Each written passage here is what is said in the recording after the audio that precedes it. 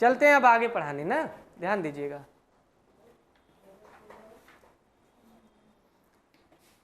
हम लोग कौन सा टॉपिक पढ़ रहे हैं, ध्यान से समझिएगा।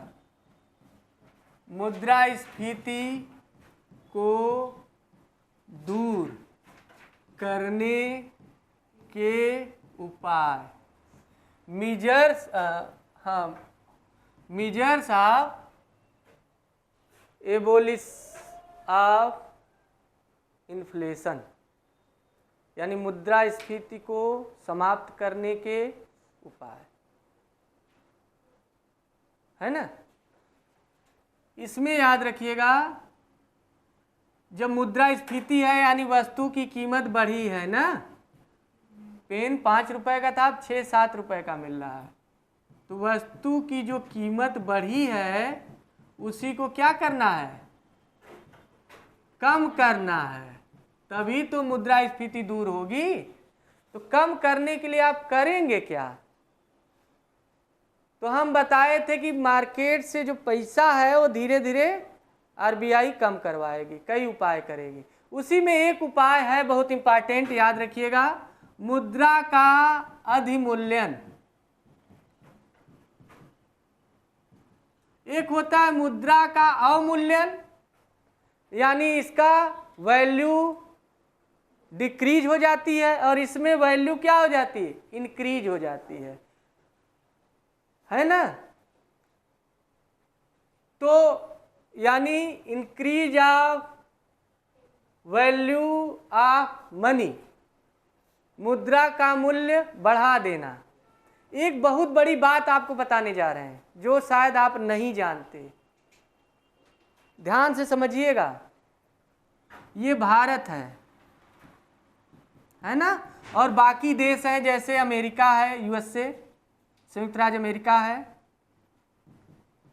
चीन है, जापान है, ध्यान समझिएगा, ये सब देश हैं।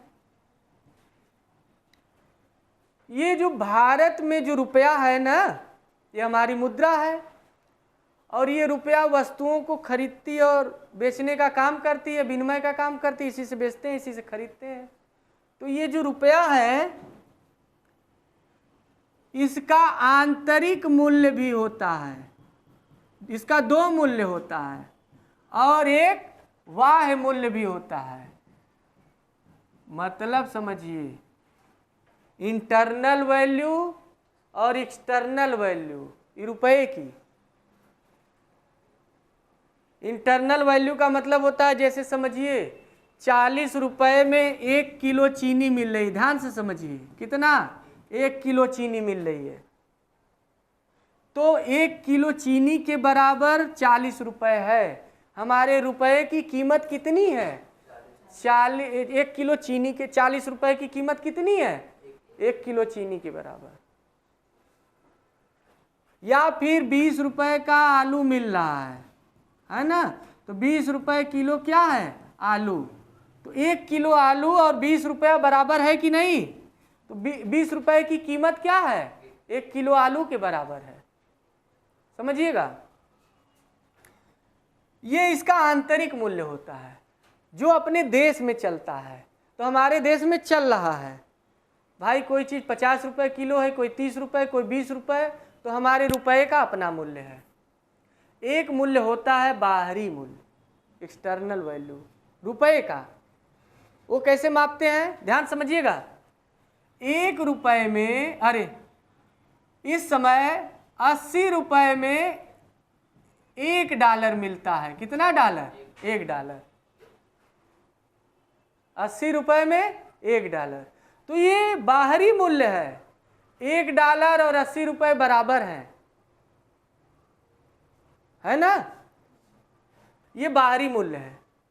अगर मान लीजिए कभी 70 रुपए में $1 मिलता था तो हमारे रुपए का मूल्य ज़्यादा था, 70 रुपया ही देते थे, $1 मिल जाता था, तो रुपया महंगी थी। ये भी वस्तु होती, रुपया भी, डॉलर भी, ध्यान समझिएगा। अगर आप 100 रुपये दे के $1 ले रहे हैं तो रुपया तो सस्ता है ना, लेकिन अगर 50 रुपया दे के ले रहे हैं तो थोड़ा सा महंगा हुआ ना रुपया हमारा, है कि नहीं, रुपया महंगा क्यों हुआ कि नहीं। अगर 1 रुपया दे के $1 मिल रहा है तब तो बराबर हो गया, और अगर 1 रुपये पे $2 मिल रहा है तो हमारा रुपया तो और महंगा हो गया, महंगा हो गया ना। लेकिन अभी तो हमारा क्या है, पहले से घटा है रुपए की कीमत। तो रुपया कैसे, मतलब डॉलर से? ये इसका बाह्य मूल्य है। कैसे निर्धारित, देखिए अधिमूल्यन में करते क्या है, सरकार ही मुद्रा का अवमूल्यन भी करती है और मुद्रा का अधिमूल्यन भी करती है। ये करती क्यों है?